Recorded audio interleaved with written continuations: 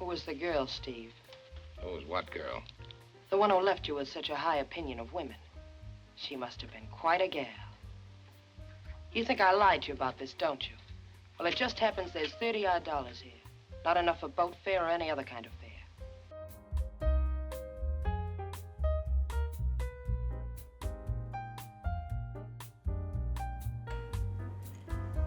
Regardless of what we believe about love, everyone knows the feeling of falling in it. I've got a shelf full of journals right over there about all those feelings. Anyway, chemistry, while explainable in science, is beyond the realm of comprehension by our modest minds when occurring in humankind. Romantic or sexual chemistry, well, that's a kind with maybe the most mystique. One of the most beautiful things about cinema is that it captures history on screen. And sometimes we're watching history between two people right there in the making. An early and alluring example is the film adaptation of Ernest Hemingway's 1937 novel, To Have and Have Not, produced in 1944.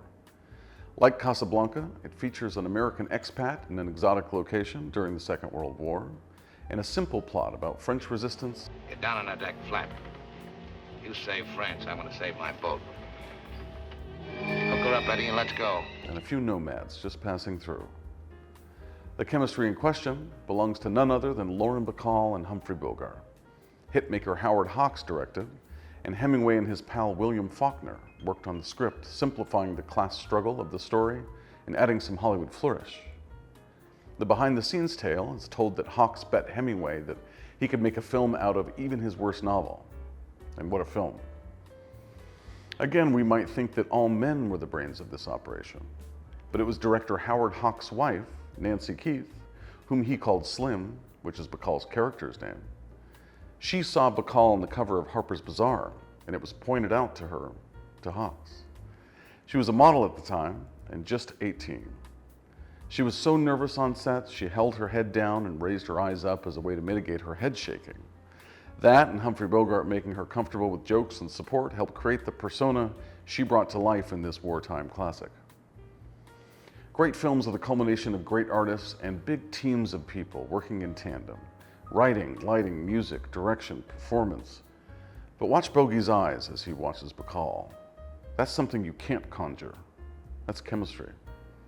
An age-old mix of wonder, gravitation, helplessness, heart, and a couple other miscellaneous things. Fast forward to 2005, and we're introduced to Doug Liman's Mr. and Mrs. Smith, featuring two of the hottest stars of their time, Angelina Jolie and Brad Pitt. We all know the tabloid history since then, but go back and give it another look, and you'll see the same eyes, the same flashes of discovery, and the magnetism you can feel buzzing on screen. I mean, listen, I'm not gonna lie to you, there were times I just wanted to kill her, but Likewise. couldn't take the shot. And it shares a few more stripes with our main feature, a huge male star married at the time, an on-set experience that led straight to the altar, wry one-liners and stolen scenes, and the feeling when you watch it that you're witnessing something real happen in the midst of the fantasy of the film.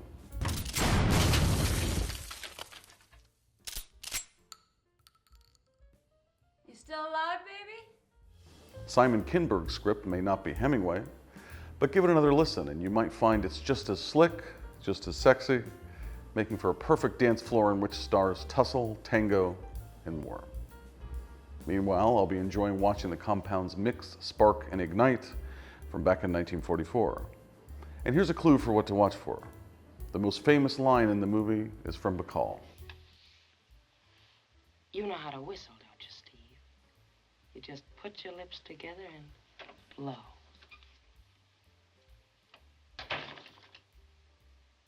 When Bogey died, at 57, in 57, Bacall placed a whistle on his coffin and uttered the most famous line from the movie.